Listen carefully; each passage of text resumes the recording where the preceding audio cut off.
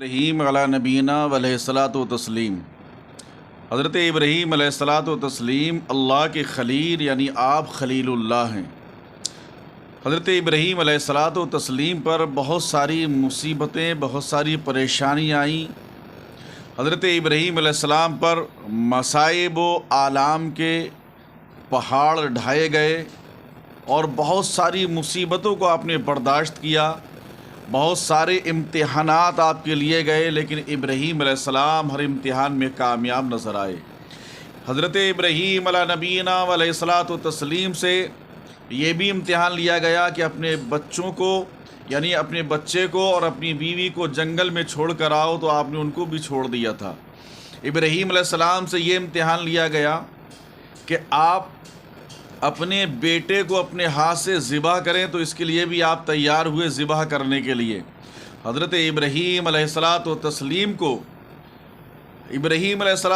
کو بھی بہت زیادہ ستایا گیا، بہت زیادہ پریشان حال کیا گیا، لیکن آپ تبلیغ اسلام کرتے رہے، تبلیغ دین کرتے رہے۔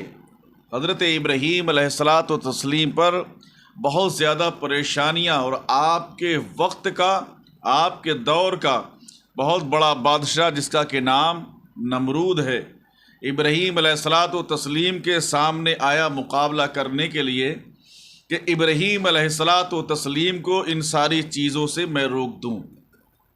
ابراہیم علیہ الصلاۃ والتسلیم کو میں دین الہی اگر یہ کوئی پیغام پہنچا رہے ہیں تو اس پیغام سے میں روک دوں، کوئی بھی انسان ان کی بات کو نہ سن سکے، لیکن فانوس بن کے جس کی حفاظت ہوا کرے، وہ شمع کیا بجھے جسے روشن خدا کرے۔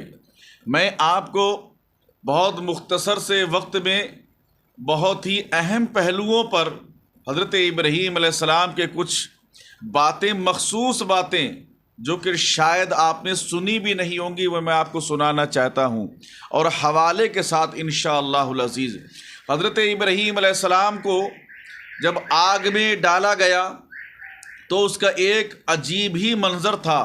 حضرت ابراہیم علیہ الصلاۃ والتسلیم کو آگ میں جلانے کے لیے جو چار دیواری بنائی گئی، چار دیواری جو بنائی گئی، اس کی مقدار حضرت ابن عباس رضی اللہ تعالی عنہ نے بیان فرمائی کہ اس کی بلندی 30 ذراع یعنی 45 فٹ اور چوڑائی 30 فٹ اور طول 30 ذراع یعنی 45 فٹ۔ اس کو تفسیر کبیر زیر آیت فقالو، اس کے زیر آیت انہوں نے بیان فرمایا۔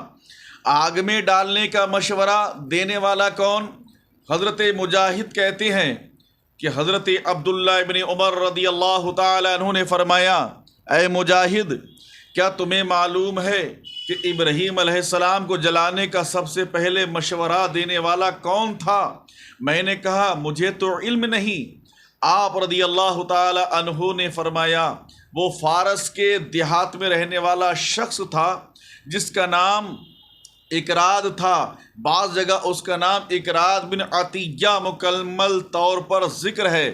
نام کے متعلق دو قول اور بھی ہیں، ایک قول کے مطابق نام ہیون ہے اور دوسرے کے مطابق حدیر ہے۔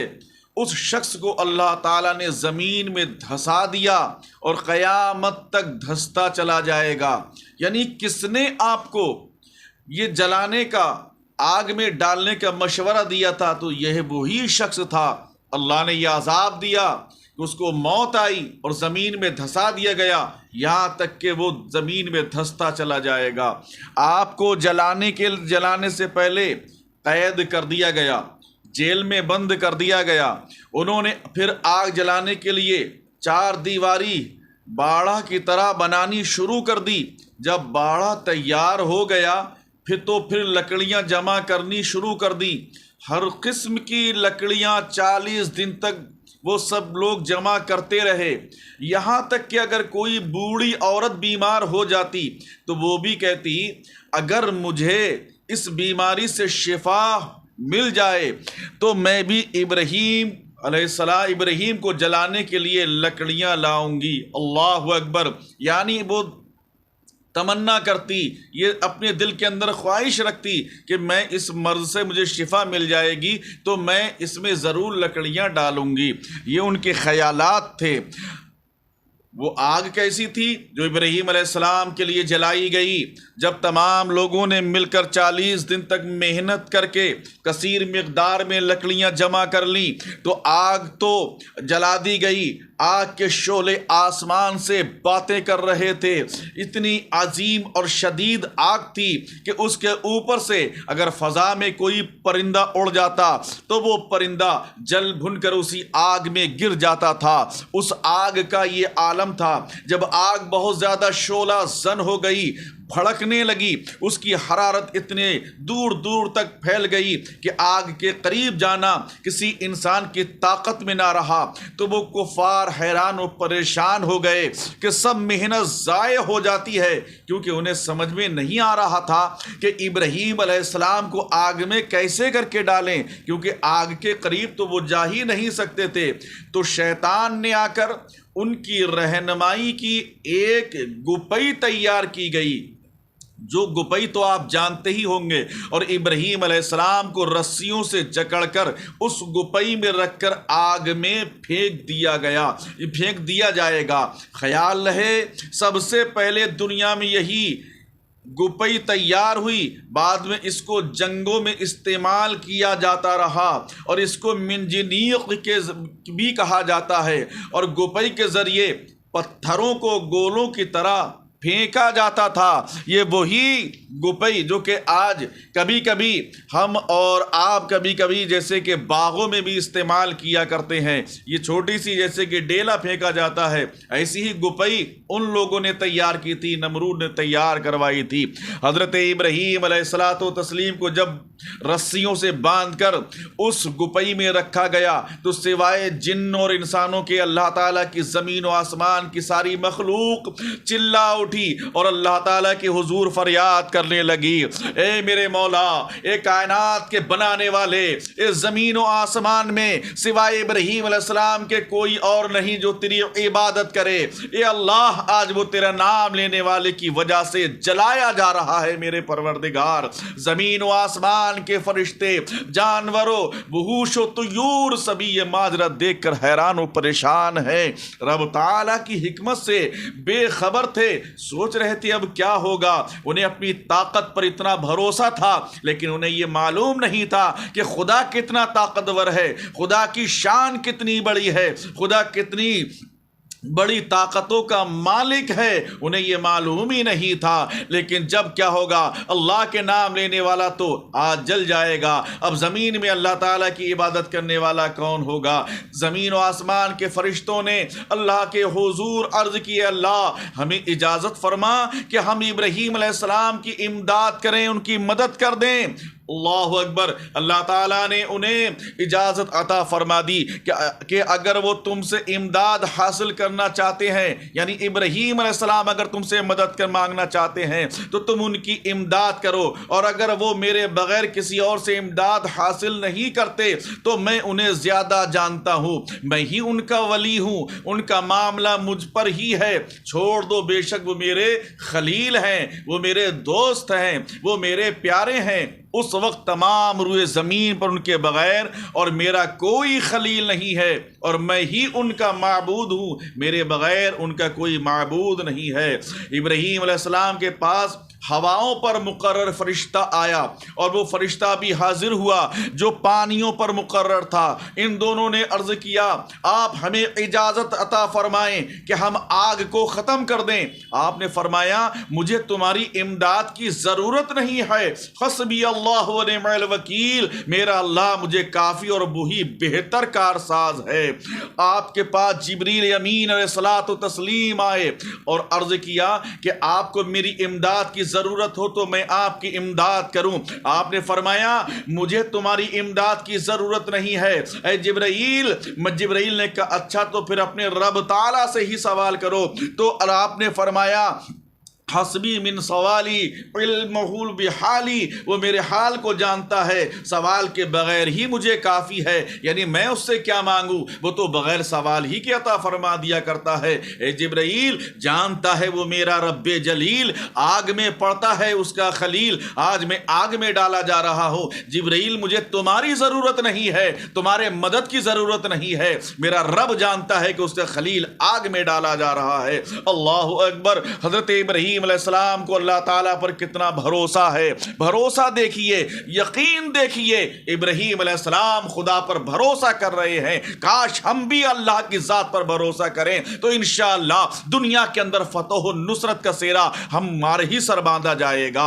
اب یہ کہا تو کہہ دیا جاتا ہے کہ غیر اللہ سے امداد طلب کرنا جائز نہیں ہے، اگر جائز ہوتا تو ابراہیم علیہ السلام فرشتوں سے امداد طلب کرتے۔ کاش ان لوگوں کو یہ سمجھ آ جائے کہ انبیاء اکرام کا مقام ملائکہ سے بلند ہے، انہیں کیا ضرورت ہے کہ وہ اپنے سے کم مراتب والوں سے امداد طلب کریں۔ پھر ابراہیم علیہ السلام کی طرح عام انسان تو عام ہیں اور کل کیسے کر سکتے ہیں، وہ تو اللہ تعالیٰ سے بھی سوال نہیں کرتے، وہ خود ہی جانتا ہے کہ مجھے سوال کرنے کی کیا ضرورت ہے۔ اب دیکھیے یہاں پہ، اور یہاں پر ایک بات خاص سنیے گا، یعنی چھپکلی کا آگ کو پھونکنا۔ مسلم شریف میں حضرت سعد رضی اللہ تعالیٰ عنہ سے مروی ہے کہ بے شک رسول اللہ صلی اللہ علیہ وسلم نے چھپکلی کو قتل کرنے کا حکم دیا اور اس کو بری چیز کے نام سے تعبیر فرمایا۔ اور ایک اور روایت میں ہے کہ چھپکلی کو پہلے ہی ضرب سے قتل کرنے میں یا اس کو مارنے میں زیادہ ثواب ہے، اور دوسری ضرب میں مارنے میں اس سے کم ثواب ہے، اور تیسری ضرب میں قتل یعنی مارنے میں اس سے کم ثواب ہے۔ یہ حدیث مسلم شریف کے اندر بھی ہے۔ ابراہیم علیہ السلام نے فرشتوں سے امداد لینے کا انکار کر دیا، یا اللہ تعالیٰ سے بھی سوال نہ کیا کہ آگ میں جانے سے پہلے ہی مجھے بچا لے، بس صرف ایک بات مد نظر تھی کہ رب تعالیٰ جس پر راضی ہے، اب اس کا ابراہیم، اس کا خلیل بھی اسی پر راضی ہے۔ سبحان اللہ۔ کافروں نے جب آپ کو باندھ کر گوپئی کے اندر رکھ کر آگ میں ڈالنا چاہا تو آپ نے الفاظ مبارکہ پڑھے، لا الہ الا انت سبحانک انی انک الحمد ولک الحمد لا شریک لک، تیرے بغیر کوئی معبود نہیں، تیری ذات پاک ہے، سب تعریفیں تیرے ہی لیے ہیں، سب چیزیں تیرے ہی ملک میں ہیں، تیرا کوئی شریک نہیں ہے۔ کافروں نے آپ کو آگ میں پھینک دیا، اللہ تعالیٰ نے آگ کو فرمایا یا نار کونی بردا و سلام علی ابراہیم، اے آگ تو میرے ابراہیم پر ٹھنڈی اور سلامتی والی ہو جا۔ اللہ تعالیٰ نے آگ کو ٹھنڈی ہو جانے کے ساتھ ساتھ سلامتی کا بھی حکم دیا تاکہ ابراہیم علیہ السلام کو کسی قسم کا بھی نقصان نہ ہو۔ مسند احمد میں حضرت علی رضی اللہ تعالیٰ عنہ کا ارشاد مذکور ہے کہ اگر اللہ تعالیٰ آگ کو سلامہ کا حکم نہ دیتا تو آگ اتنی ٹھنڈی ہو جاتی کہ آپ سردی سے وفات پا جاتے، اتنی ٹھنڈی ہو جاتی۔ روایات میں آتا ہے جب ابراہیم علیہ السلام کو آگ میں ڈالا گیا تو آگ باہر جلتی رہی، لیکن اس کی حرارت ابراہیم علیہ السلام تک نہ پہنچ سکی، بلکہ آگ کے اندر ایک باغ بنا دیا گیا۔ ابراہیم علیہ السلام کی جیسی نظر پہنچی تو دیکھا آگ کے اندر تو آپ کو ڈالا گیا لیکن اس کے اندر باغیچہ ہی باغیچہ نظر آ رہا ہے۔ سبحان اللہ۔ آگ کے اندر ڈالا گیا ہے لیکن درخت نظر آ رہے ہیں، باغیچہ نظر آ رہا ہے۔ یہ ہیں کون؟ یہ اللہ کے خلیل ہیں، ابراہیم علیہ الصلوۃ والتسلیم ہے۔ یعنی جب آپ کو آگ میں ڈالا گیا تو فرشتوں نے آپ کو پہلوؤں سے پکڑ کر ایک جگہ زمین میں بٹھا دیا جہاں ایک میٹھے پانی کا چشمہ تھا اور ارد گرد گلاب نرگس اور چمیلی کے پودے اور پھول اپنا حسین و جمیل منظر پیش کر رہے تھے۔ آگ نے صرف ان رسیوں کو جلایا جن سے آپ کو باندھا گیا اور ان کے جلنے سے بھی آپ کو کسی قسم کی کوئی تکلیف نہیں پہنچی۔ خیال رہے کہ جب ابراہیم علیہ السلام کی آگ کو ٹھنڈی ہونے کا حکم دیا دیا گیا۔ اس وقت دنیا میں کوئی ایسی آگ نہیں تھی جو بجھ نہ گئی ہو، یعنی دنیا کی تمام آگیں ایک مرتبہ بجھ گئی تھی۔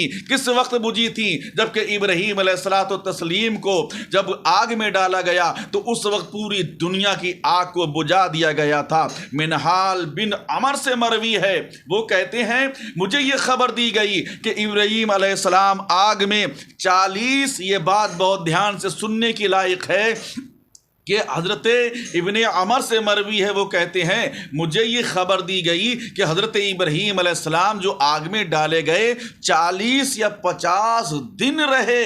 حضرت ابراہیم علیہ السلام فرماتے ہیں آگ میں رہنے کے دنوں میں جتنا خوش رہا اور میں نے عیش و عشرت کی اتنی پوری زندگی میں مجھے سکون حاصل نہیں ہوا۔ اللہ تعالیٰ نے سائے پر مقرر فرشتے کو ابراہیم علیہ السلام کی شکل میں ان پر بھیجا کہ وہ آپ کے پاس بیٹھیں تاکہ وہ اس سے انس حاصل کریں، اکیلے ہونے کی وجہ سے آپ کو کوئی پریشانی نہ ہو۔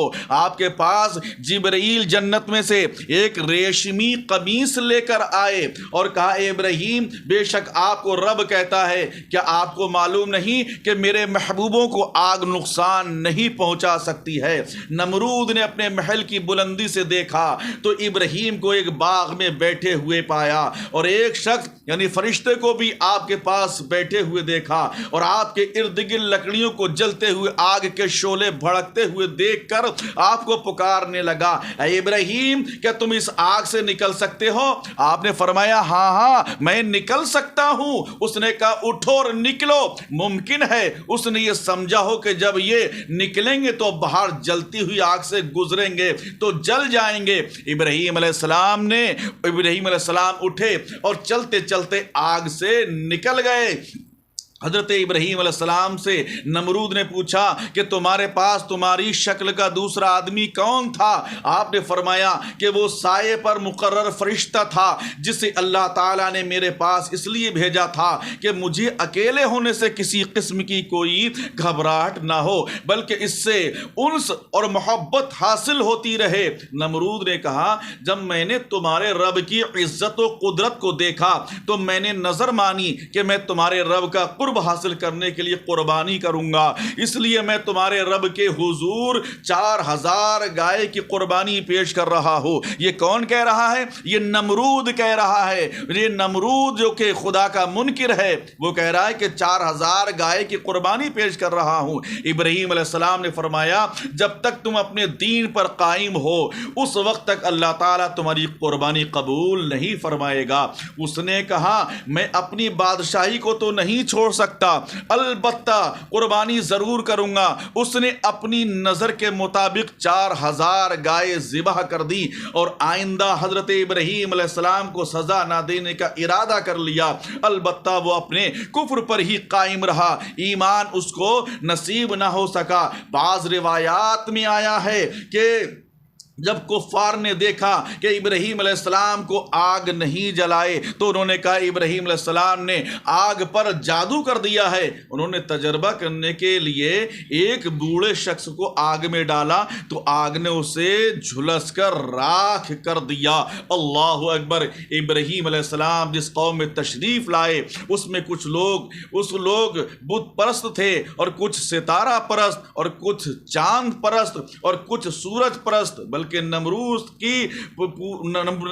کی پرترش کی وجہ بھی ہوتی تھی۔ آپ نے بتوں کے معبود ہونے کو دلائل سے باطل کیا۔ قوم نے جب دلائل سے کوئی فائدہ حاصل نہ کیا تو آپ نے بتوں کو ختم کرنے کے لیے کہا اور اس پریشانی کو دور کرنے کے لیے کہا۔ حضرت ابراہیم علیہ الصلوۃ والتسلیم جو کہ آپ کو آگ میں ڈالا گیا اور نمرود نے پورا منظر دیکھ لیا، لیکن آپ جانتے ہیں کہ ابراہیم علیہ السلام کو اللہ نے محفوظ رکھا اور رب کائنات نے ابراہیم علیہ السلام کو اپنا خلیل بنا دیا۔ آج جب تک پوری دنیا رہے گی ابراہیم علیہ السلام کا نام لیا جاتا رہے گا۔ نمرود دنیا سے ختم ہو گیا، نمرود دنیا سے مٹ گیا، اس کی موت بھی انشاءاللہ ہم جلدی بیان کریں گے کہ نمرود کی ظالم کی موت کس طریقے سے ہوتی ہے۔ اللہ رب العزت کی بارگاہ میں دعا ہے کہ ہمیں اور آپ کو حضرت ابراہیم علیہ الصلوۃ والتسلیم کے نقش قدم پر چلنے کی کی توفیق رفیق عطا فرمائے، اور انبیاء کرام اور رسولان اعظام سے بے پناہ محبت عطا فرمائے، اور ہمیں خدا کی ذات پر مکمل بھروسہ یقین کرنے کی توفیق رفیق عطا فرمائے۔ استغفر اللہ ربی من کل ذنب واتوب الیہ، وآخر دعوانا ان الحمد للہ رب العالمین۔ السلام علیکم۔